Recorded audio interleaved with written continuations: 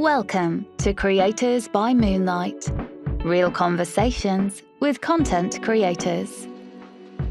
Phil Ebiner is an online course creator from San Dimas, California. As the founder of Video School, he creates classes to teach others the arts, including photography, videography, and editing. In this episode, he talks about life after film school, vital skills for creative careers, and how giving back pays off.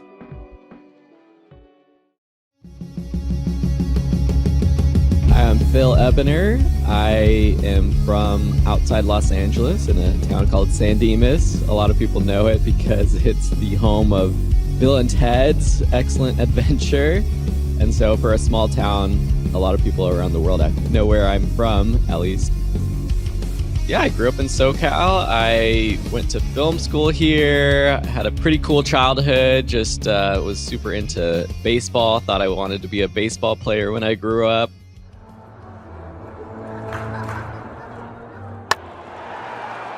I played up through freshman year. I played second base. That was like primarily my position. In Little League, I bounced around. I was catcher for a little bit, which was fun. And I loved it. And as a kid, it's like that was the dream. I wanted to be a professional baseball player.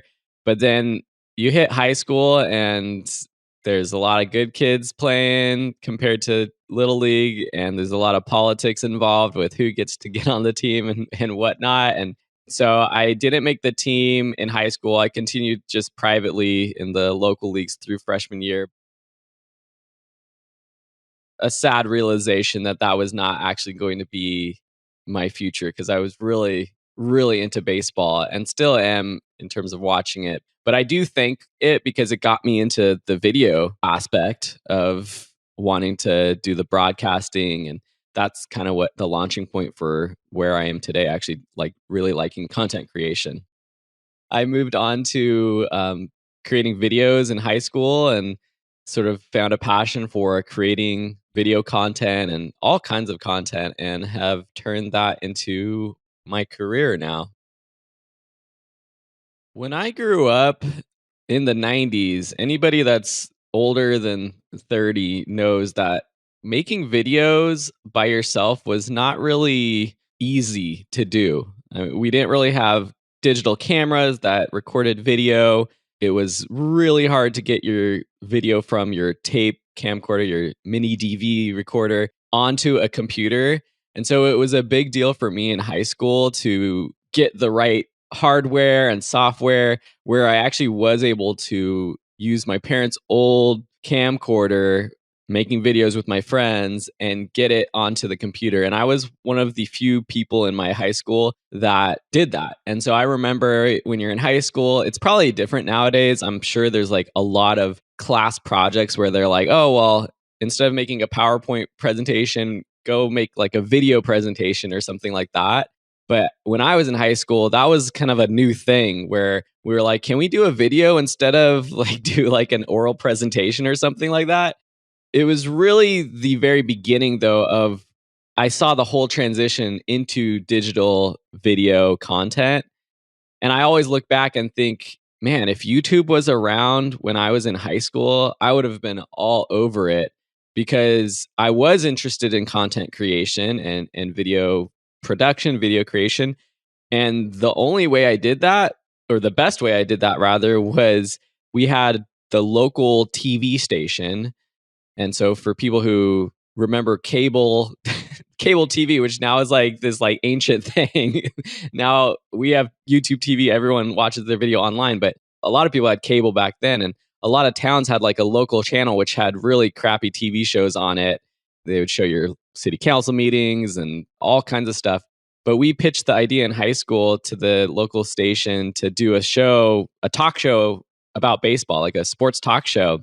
And so with a few friends, we went every week during high school and we did like a local baseball talk show, and we talked about MLB. And that was awesome because we like were creating a lot of content every week. We got to share it. It was just the 3 local cities around us that got that. But I remember now I think, man, if we had YouTube, we would be putting that on YouTube. And who knows, maybe today we would have, a big giant channel, sports talk show channel on YouTube. But all that to be said, it wasn't really a content creator was not a thing when I was growing up. It was more of the dream to be like a Hollywood film director or go into like broadcast television or be like a sports broadcaster. That was sort of the dream when I was starting to get into video creation as a kid and a teen. Phil decided to attend film school to prepare for a career in the entertainment industry. But while he enjoyed his time there, the student debt he inherited led to the formation of Video School, a way to teach others creative skills outside of the traditional education model. I was really focused on film or TV schools, and the two that I came down to were Loyola Marymount University in Los Angeles and Chapman University in Orange County. And both of those are pretty good film schools in the United States and in Southern California. And a lot of it had to come down to like financials and if I got scholarships here or there. But Loyola Marymount, if I went there, it was more of like a traditional film school program versus Chapman. It would have been a broadcast journalism track where it would have been either in front of the camera, news anchor kind of thing, or like behind the camera, but still broadcast. But I was definitely like going to college thinking I want to do something with film. I ended up going to Loyola Marymount for just a variety of reasons, financials, and I like the campus. And there you get different tracks of like, you could do screenwriting or directing or cinematography. And I focus more on like documentary film production. One of the best parts about film school was being able to do a couple big projects. Both in my junior and senior years, you did one project each year. And my junior year, I actually was able to study abroad. They have a satellite program in Germany, and it was all focused on documentary. And so I made a documentary about another passion of mine, which is cycling. And it was called Bike Life. And it was a short doc about bike culture in Europe. And I actually have a relative there in Switzerland who started a chain of electric bike shops that has since blown up. And Europe's like 10, 20 years ahead of the United States in terms of e-bikes, which are now really getting popular here in the States. But it was a really cool project to work on. And then my senior year, I was able to do a service project in India while I was there. It was all focused on malnutrition and health services in rural India. And I made a documentary focused on one sort of story about a girl that had been brought to the health center there that we were supporting. And it's crazy now looking because I have a 3-year-old. I have 3-year-old twins right now. And this girl, she was 3 years old and she weighed something like 12 pounds. And it was just crazy, but like she was able to get the help she needed. And yeah, it was like a pretty cool story. So those two videos or those docs were good projects and yeah, a good part of my film school days. Growing up, I went on road trips here and there in California, but it wasn't until college where I was able to do a little bit more traveling and I was always documenting everything. And again, this is kind of like even like 5 years before the whole travel vlogger, content creator, YouTuber lifestyle has really blown up. I used to make little travel films, mostly for myself. I put it on Vimeo because that was like the cool thing to do before YouTube was really big. It's interesting because if I was 5 years later, I would have probably been doing a lot more of that and dived into like travel vlog and that lifestyle. But life changes, you go down different paths, and now I've got a family, and doing the travel lifestyle is not really conducive to that right now. After graduating from college, I was in a boatload of debt, and I was really just looking for any way to make money. And my skills coming out of school were video editing, video production. So I bounced around to a couple. I held a full-time job at Participant Media, which is a big production company. They've done a lot of great documentaries over the years. And then I switched and got a job at a local college in their media department. And I was always doing side jobs, taking on freelance video work. I started my own wedding videography business. So I was always looking for ways to make extra income just because I, one, wanted to move out of my parents' house. I had moved back there for a little bit, but as soon as I had a more stable full-time job, I moved out. And I hated the weight of the student loan debt, which when I say it's like stupid, crazy amount, is it ended up being like $107,000 total out of Loyola Marymount, which I would not recommend to anyone because it's soul crushing. It's a soul crushing amount of debt. And so, talking about hard going to bed, hard to sleep, just anxiety. And so that's why I worked so hard, like very hard the first few years out of college to find any way possible to make some extra income to try to pay that down. It was right around that time, 2012, 2013, where I started to hear about like this idea of passive income. And I started following Pat Flynn, who started Smart Passive Income. And my initial idea was to write an ebook. I had journaled a lot during film school, and my initial idea was to write the diary of a film student and just sort of like a personal story about my time in film school. And then at the same time, I was working at this college and they were putting together their own online courses for their students. And I was in charge of that. So I was doing a lot of research into what does an online course look like? What does an online learning platform look like? And Udemy.com had just started in 2011. And it was one of the platforms I saw and used as an example of like, wow, this is so cool. Like you could take courses on any topic, anyone can teach it. You've got places to like write your notes down. You could ask questions, and it's like super affordable for people to take these classes. And there was nothing really like it at this time. There were big, I don't even know if people use the term MOOC anymore, but MOOC, massive open online courses, I believe it is. Those were like put out by big universities, and this idea of online education was starting to formulate. But Udemy for me was the first place I saw where like anybody can create an online course. And so all these ideas were just like, okay, this could be a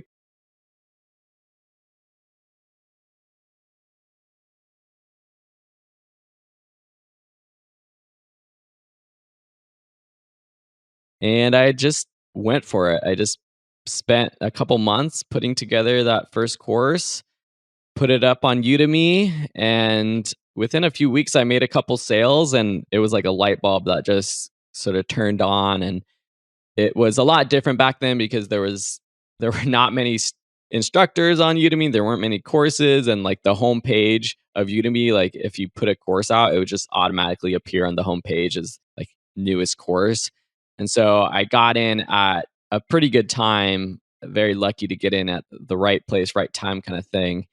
But yeah, like I said, the light bulb kind of turned on. I was like, this makes sense. And I slowly just continued to create more courses and have expanded to partnering with other creators and educators to create classes. And I think we have over 100 courses that I've helped put out so far. And it's been almost just about 10 years since that first course came out. And now that's my full-time thing for the past 7 years now. Gradually, Phil defined the scope and scale of his online education business. He was eventually able to make it his full-time job and to enjoy the passive income it provides. So our courses it started out mostly video creation, photography. We have like big general beginner photography classes. We have more niche photography courses like night photography or landscape photography or food photography. We've got all sides of video production, from cinematography to editing and motion graphics, fundraising for film. And we've expanded to other related topics like design, graphic design, And then since then, I've just continued to expand to broader topics as I've learned a lot about things like business and marketing, online digital marketing. So we have courses on that. But our bread and butter and what I'm most passionate about are the photography courses and the video production courses. We really pride ourselves on trying to cater towards complete beginners in our classes. We are constantly trying to update our courses, and we continue to create more advanced courses to make sure that people feel like they're getting an advanced education. But really, our what we're trying to do is get people who are just interested in photography. They just got a camera for their birthday, or they're just trying to learn how to make videos for themselves, start their own YouTube channel, or maybe they run a business or work for another business and their boss tells them, "Hey, can you learn how to make a video for us?" And we're just trying to help people who just getting started with video creation. I mean, it's also different from when I started 10 years ago. The whole idea of like content creator and people making their own videos has multiplied exponentially the number of people putting out video content. And so now it's like everybody's mom, grandma, grandpa needs to know how to make a video nowadays because that's just kind of the content that people are consuming. So we kind of got, lucky about that too, because when I went to film school, it was like, well, good luck with that. There's not really a future unless you're like one of the lucky people to make it in Hollywood. Like knowing how to make videos, that wasn't like a very fruitful proposition. But now it's like, man, video editing, video creation, this is a skill that's needed and I think will be needed for the long run too. Depending on the course, it can take a long time or a short time. It really depends on the type of course. So some of my courses are strictly like short screencast courses where I'm teaching an application that it's just a voiceover and I'm walking someone through an application. Other courses of mine are full blown productions where I'm working with multiple instructors. We're writing out scripts. We're going and shooting out on location, wherever it is at a local park or going to downtown LA to do like a travel photography course. And so there's like a huge range of how long it takes to make a course. But I've also gotten very efficient at it. And so in terms of the amount of hours, it's hard to put a number on how long it takes for a typical course. But I think from idea to completion, most of my courses will take me a month or two to put together. And that's not full-time work, but maybe a solid, 2 to 3 weeks of full-time effort to put together a course. And we try to put out comprehensive courses. They're generally 5 to 6 hours of content and sometimes even longer. Like some of our courses are 20, 25 plus hours of content. We don't pump out courses. There's some content creators and course creators who can just pump out a course every week, but we spend a little bit more time trying to make sure that the outline is good, that we're pre-producing the course so that we know it's going to be something that students like. We do a lot of project-based courses, so some of it's like planning the project that we're going to be teaching students, and so that takes a while too to come up with those projects. The online courses is definitely somewhat of passive income. I'm still making money from some of those first courses that I put out 10 years ago or 9 years ago, and that's what's awesome about them. I have these courses on a number of platforms too, and so I always say that I think of each individual course as like a little stream of income, and it's also on multiple platforms. So each platform, it's all these little streams of income that come in and create my full-time, river of income. It's not completely passive. Some content or course creators, it's mostly passive because once they put it out, they don't do any sort of follow-up. They're not answering student questions. But for us, we try to make sure that we're updating the content. Initially, it was me responding to questions. Now I have a couple of assistants who help responding to questions, help manage different things like social media posting or some content creation. And so it's not completely passive. I don't want people to get the sense that you can be successful by just putting out a course and, sitting back. I think it takes work, but it is like I'm not trading my time for dollars anymore, which is awesome because it's not like I'm sitting here making $15, $20, $50 an hour, whatever it is with my time.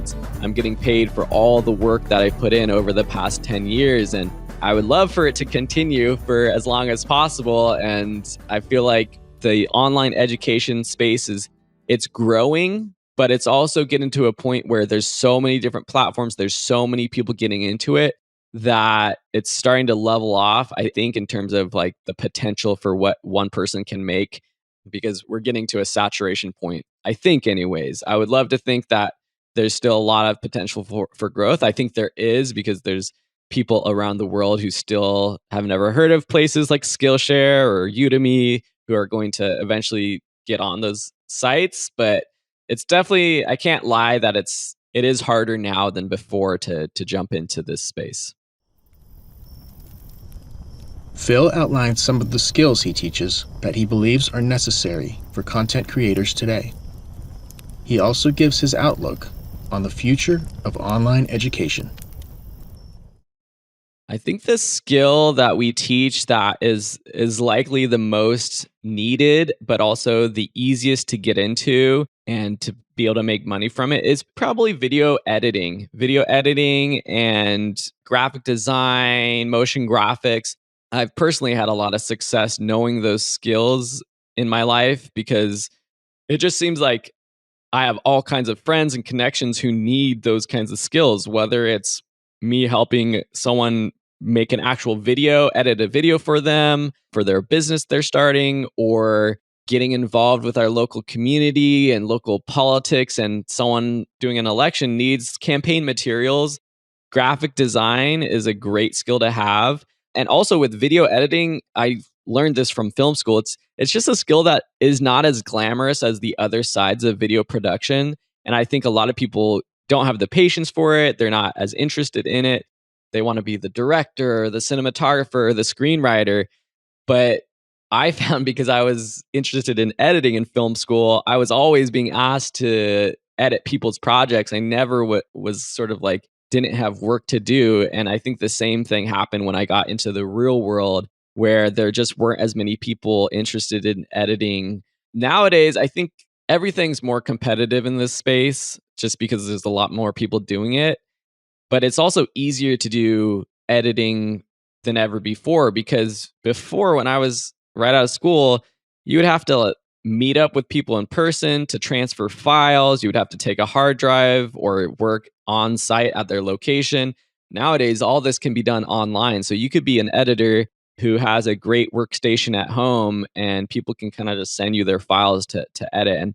And that's the thing about this space too, is there's just so many content creators out there. And once you're a content creator and you get to a certain point, you don't want to be editing your own content. It's just too time intensive. And for you, your time is more valuable going out, creating new content or coming up with ideas for content. So being someone who knows how to edit that video and edit it well, efficiently, and just someone that you can trust to do it, is definitely a skill that I think is valuable. So we have courses on like Adobe Premiere Pro, which is, I would say, it's the app I use, and it's the one that most people I know use. Final Cut Pro is another option, and we also have a class in that too. And there are some people that use Final Cut Pro, of course. But if you're looking for one recommendation, I would say Adobe Premiere Pro is a great skill to know for making money as a video editor. Now, that's if you want sort of like a traditional job. It could be freelance or full-time as an editor. If you're looking to just be like a content creator, you have a passion for, I don't know what, playing ping pong, or a passion for the history of Europe, or whatever it is you're passionate about, and you want to like make a living from that. I think general just video production is what you need to learn, and just how to use a camera, how to light yourself, how to compose an image, how to tell those stories. That's probably like the first skill that I would recommend using. If you're looking to learn photography, or if you want to learn photography, I definitely think there's still value in that. I mean, just an anecdote from my personal life is that I get friends and family members asking me to take their photos, take their portraits. And whenever they get my photos, which I take with like an actual camera, not a phone, people are always like, wow, this is like the best photo that I have of myself, you know, in years. And part of it is just because the quality of the photo is different than your smartphone camera. And yes, those cameras are amazing. They're starting to compete with the look and style of a traditional mirrorless or DSLR camera. But I definitely think there's value in learning photography. And it is another way to jump into a more creative career or more like a freelance skill. I mean, specifically doing wedding photography or wedding videography. There's weddings everywhere around the world. And that's always been sort of my backup plan is to go back to doing wedding video or photography because we're not at a point, and I don't think we're close to a point where brides and grooms are going to be hiring people with smartphones to take photos at their wedding. It's not a cyclical, it happens once a year kind of thing. Weddings are happening everywhere all the time. And I feel like it's a relatively simple thing to break into. You got to just find a couple friends or family members who will either let you take photos at their wedding for free or pay you a little bit to do it, or you just ask them if you could tag along with the actual photographer and take some photos to build up your portfolio. And then it's a lot of word of mouth. But once you have a couple of those, weddings or even just like family portraits during holiday times, like I get the same families asking me or asking my other friends who do photography locally every year. They want new photos. So yes, definitely photography is a worthwhile skill, and it's so much more than the camera. It doesn't matter really what camera you use at the end of the day, but if you can compose and lighting and also how to edit photos, those are skills that can help you break away from your office job or your 9 to 5 for sure. Podcasting in 2022 has, I think, never been of higher quality. I don't do my podcast regularly anymore. I used to have a podcast about online teaching. It was online. It's still out there for anyone who wants to listen. We have, I think, over 100 episodes, online course masters. And so I interviewed other course creators. And so people can search that, and that'll be on Apple Podcasts and everything. It's still there. I love doing the podcast. It was sort of a great sort of passion project, just almost therapeutic to be able to sit down and talk to people, like-minded people, hear their story. At the end of the day, I stopped doing that regularly because once I had kids myself, I had to really prioritize my time to make sure that my online course, the actual business of it, was growing and maintaining. And it was just one of those extra things that I had to let go of, which was really hard actually, because I did enjoy it. But yeah, I listen to podcasts all the time. There's a certain, I don't know what percentage of people listen to podcasts. It's not everyone, but there's a lot of dedicated podcast listeners out there. And the production quality though has increased. And the ones that are the best, I mean, I think about some of these podcasts that are out there, like starting with like Serial, which came out a few years ago. And that was like, they're spending big budgets, lots of time putting out these podcasts. And that's a different style of podcast, true crime, documentary, journalistic style. That takes a lot of time and effort. But even like these, what we're doing right now, the interview based podcasts, I think still have a place for a lot of people. I still enjoy just listening. And the thing about podcasts, if you're interested in a topic, like I'm interested in real estate. So I follow the Bigger Pockets podcast and website. And even though like their interviews are very similar, they talk about the same topics over and over. Because I'm interested in that topic, I listen to like most of their episodes. And it's probably the same with people who listen to my online course masters shows. Like talked about the same thing over and over, but it was maybe a slightly different perspective, and people loved it. And I think what podcasts can do compared to an Instagram post or a TikTok video is it gives you time and space to really dive deeper into a topic and hear like full long stories and make that deeper connection with your audience. If you're listening to this and you're listening to Matt, you might feel like you know him. Or like when I listen to Pat Flynn's Smart Passive Income podcast, I feel like I know Pat because I've listened to him talk for hours now or days now. And that's what you can do with a podcast. It's a great form of content. And it's never been easier. It's free to do if you want to use anchor.fm, which is like so simple. It's completely free. It used to be a lot harder to purchase hosting and all of that to get your podcast on a place like iTunes or Apple Podcasts, but now it's just like simple, a couple clicks of a button and you can record, you can edit and share it with the world. So, yes, definitely podcasts are a great form of content. Ooh, the debate between a generalist and a specialist. I think in the frame of being a content creator and jumping into the content creation world, having a general idea of everything is a good thing. Like, yeah, you need to know video, you need to know some graphic design, you need to know how to edit your videos, you need some marketing skills to post it on social media. So I think if you're doing that, that's as a one person, which most people are when they're jumping into the content creator life, you do need to know everything. But in terms of like long term success as a professional, I might argue that it's still beneficial to be super highly skilled in one area. And I'm thinking about it in the world of film production. But when you're like working on film sets and you're working in the film world, you're not going to hire the guy that or girl that knows a little bit about everything to run your sound on set or to do your motion graphics or to color your edit. You're going to hire the person that is the best at that and has specialized in that. And I think that's actually why I've kind of fallen away from the traditional film world because I didn't do that. I did not specialize enough. I think I could have if I wanted to, just focused on editing. And in another life, I probably would just be Phil Ebiner, the editor now, who maybe is editing like Netflix documentaries or something.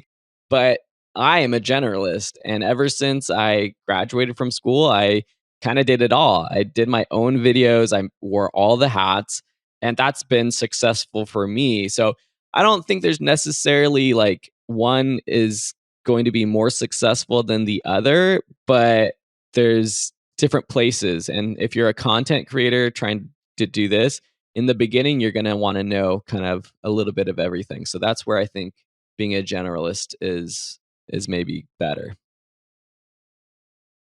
I think video content is going to be around for a long time, at least for the rest of our lives, people listening to this. I think it's going to change in the form and the format, and it's changed so much over the past 10 years. I mean, think about what content most people are consuming now. It's like 15-second TikTok videos or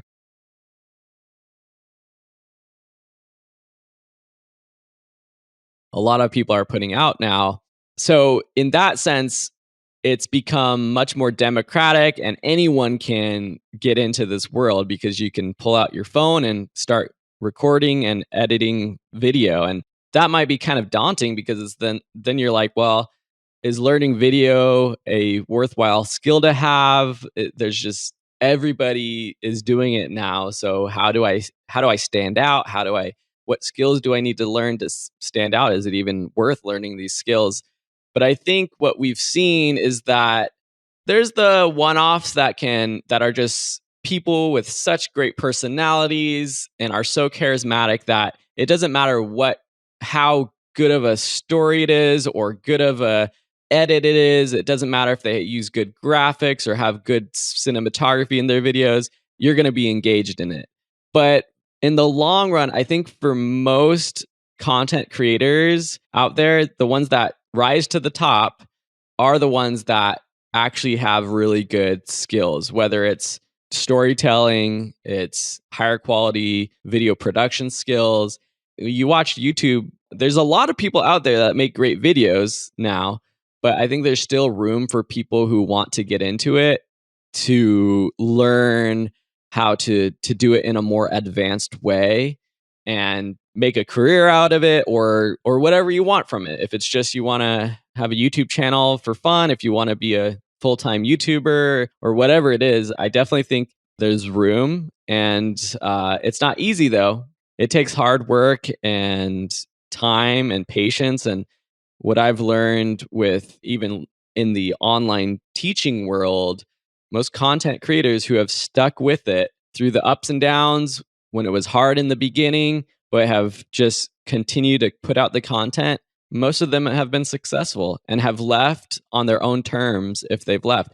Most people who aren't successful left too early, didn't try hard enough, or weren't patient enough. There's still value in learning these skills, and there's still a place for you if you're listening and you're like wanting to be a content creator. I definitely think there's going to be, and I'm sure there's already schools out there, especially with what happened with COVID and people just learning online. I'm sure there's going to be some sort of childhood education model where it's strictly online courses, whether it's pre recorded courses or a combination of some pre recorded and then some live instruction. I think that's definitely going to be the case. The difference is with that versus something like a Udemy or a Skillshare is that takes some sort of like accreditation, government support. There's lots of different things that have to go into that.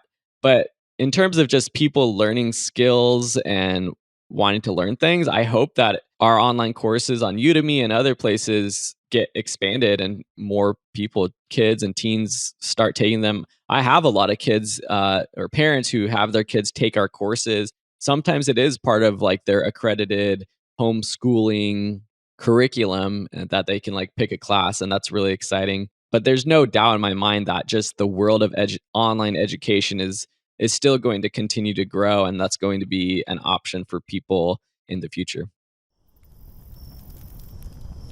Phil recounts his experience giving away his classes for free in early 2020, the future of his business, and how to balance it with his family life, and overall advice for content creators. So when 2020 hit, yeah, it was like March 2020. I had actually, my daughter was just born that month, and it was crazy being in the hospital. When we went into the hospital, there was nothing except like the rumors of there's this COVID thing that's starting. And I remember our nurse, the first nurse we talked to was like, I just got back from Italy. And Italy was like one of the places it had like started getting bad. They started doing the lockdowns. And she's like, yeah, I was 2 weeks there. It was great. Like it was super quiet. Like they upgraded my room, and we're like sitting there about to have a baby. We're like, is this okay? But she was like, oh, I had to quarantine at home 10 days before I came to work, yada, yada. But then by the time we left the hospital, it was like, okay, I was getting my temperature checked. We weren't wearing masks at that point, at least going into the hospital, which was, crazy how things changed. But all that to be said, it was a crazy time. I had planned to like just not work for a few months, which is one of the beautiful things about teaching online, passive income, content creator. You kind of run your own schedule. I'm fortunate to be able to make enough money like without having to put in the time today or tomorrow. I can kind of take time off, which is awesome. But then COVID hit. And I think in those first couple months of COVID lockdowns, the whole vibe was like, okay, everybody take advantage of this time, learn a new skill, read books, be super productive so that when we get back to work in a couple months or weeks or whatever, you're going to like have these new skills and everything. And it was in that vein where I was like, you know what? My way of getting back could be to just give my courses out. And so I did that, and I just created that one, I think it was like a social media post, and I just linked to all of my classes, gave them all for free, and it went viral. It was like crazy because I shared it to a couple of like my groups and things, but I think the end number is like I had something like 3 or 4 million enrollments in the different classes. And that's not different students, but it's like if someone enrolled in multiple classes, like it's like something like that. And it was like kind of crazy to the point where Udemy was actually like crashing or slowing down. Like I couldn't see a lot of like my back end data. Like, and Udemy was like, okay, we actually need to stop this. They like paused my coupons from being able to be used. And then they actually even ultimately changed the rules so that like we can't give out unlimited coupons anymore forever. It was awesome though because there were a lot of people who were super appreciative of it. And I mean it was also at a time where like people were like, well, I don't have a job, I'm not working right now, maybe I'm not getting paid, but I can kind of upskill and learn these skills. And I did it in the vein of like just wanting to give back, but it's also paid off. I've gotten a lot of people who were appreciative of that, who are now like faithful customers who maybe never knew about me, but now they know my courses and perhaps have bought a course in the future. And that's not the reason why I did it, but it has benefited me that way too. Fast forward, what are we now? 2 years going on. We're almost hopefully done with this whole COVID thing. I think looking back, I'm like, okay, it was great to like maybe give back and get people to try to like take advantage of their time home. But now I think we're realizing, well, it's okay if we all went through this traumatic experience and, we didn't take online courses, we didn't read 100 books. Like, it's okay if we just kind of like struggled and survived it. Having to be productive during that time period was not a necessity or maybe even beneficial. So I have a little bit of guilt in that sense too. But overall, I think giving away content, giving away things, I'm always trying to do that just to help people out. And of course, it helps the business too. So there's all sides of it. My spare time is pretty much zero at this point. I fill my time with it's just filled with watching kids and things like that. If I had more time, I would definitely try to actually do a lot more of the things that I teach. I'm at that point where it's like, okay, I need to force myself to make time to go out and take photos or to do that kind of thing. The one thing that I have been excited to do the past couple years is I've worked with my wife to start a very local newspaper. The newspaper business is not like a fruitful business at all, but it's more of just a way to give back. And I help with like the graphic design of the some of like the content, and also I make videos for that where we highlight like a local business or a local story. And so that's been like something that has been good to kind of do on the side outside of like I'm not trying to make money from it. It's just giving back to the local community. But I think as a content creator, we get into this trap too of trying to think of how can I make money from everything I do? And especially as like a video creator, because I've gotten really into mountain biking over the past few years. And I started thinking, oh, I could start a mountain biking YouTube channel. This is gonna be awesome. And film all the trails I'm going on. But then it's like, no, just like stop. Like I don't need to film everything. And sometimes it's like better to just not even bring the camera along. It's necessary to sort of step back sometimes. My kids already want to learn how to take photos and they love touching my camera, and I hate it honestly because I'm like I just don't want them to change the settings and things like that.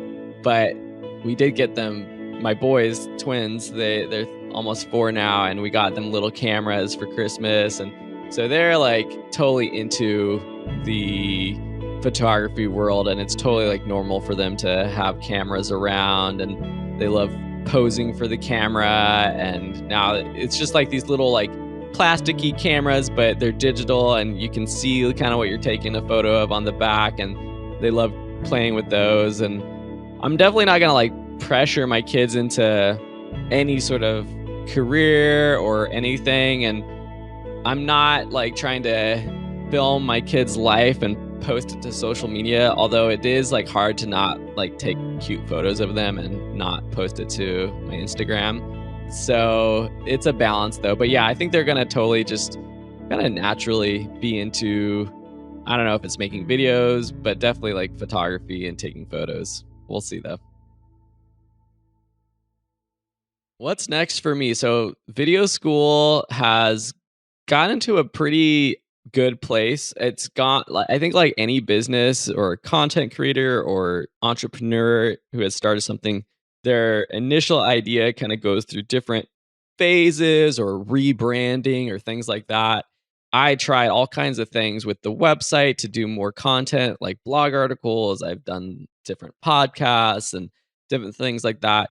I think I've like really gotten happy with where I'm at right now with really just focusing back on like the basics of creating the courses and updating the courses and serving my students and making sure they're happy. I've created a lot of courses and it might be kind of daunting to look at my course catalog and think, okay, well, one, like how can you create all this content?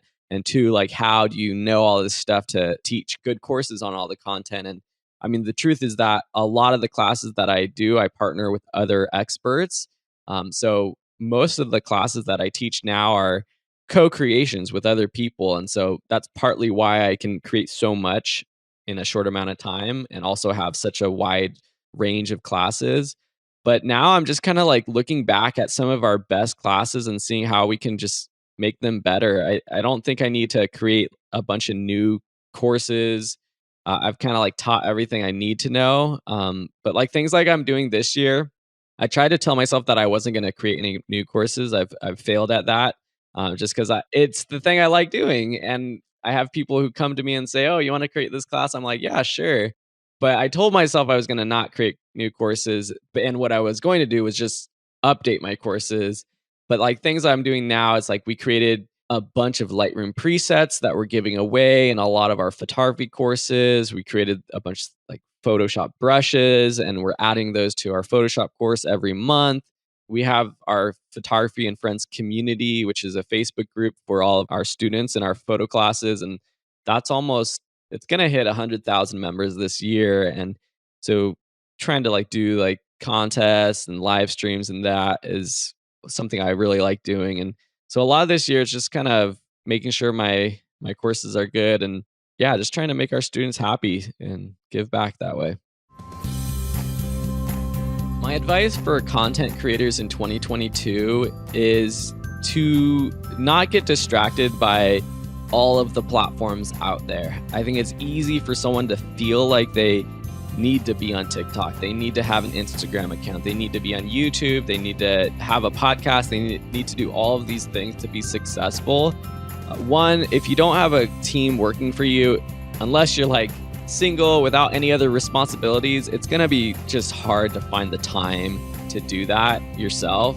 And two, you're spreading yourself out too thin where I think you can actually be more successful if you focus on one platform and maybe even one form of content and try to do that. And I think for me, platforms like YouTube and even like podcasting or, not so much as blogging on a website anymore, but platforms where you're putting out content that is easy to find later on versus what's like maybe like an Instagram account or even TikTok where you put out something and then tomorrow it's gone and it's hard for people to find it.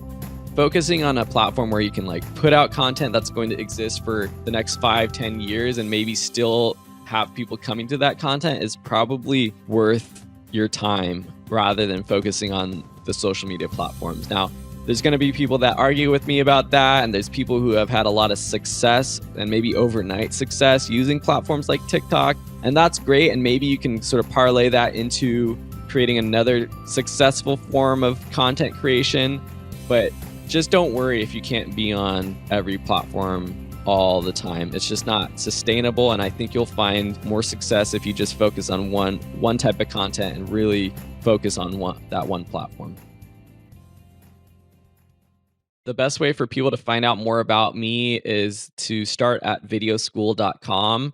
From there, they can find all of our courses. You can choose whatever platform you like best. If you want to take them on Udemy or Skillshare, you can do that. You can also take them on my own site on videoschool.com. We use Teachable to host our courses, and you can actually get all of our courses completely free for 1 month. And then after that, we do have a monthly membership if you want to take all of our courses and learn all of our skills. So you can do that. But yeah, videoschool.com. And then if you search for me on Instagram at Phil Ebiner, you can find out more about me, follow me, and just kind of see what I'm up to. I go in waves of being super active on Instagram, and then some months I'm not, but that's probably the best place to follow me. I'm super happy to be on the show, and I hope everyone listening has been inspired a bit. And if you did, definitely send me a message on Instagram or find me and let me know what you thought.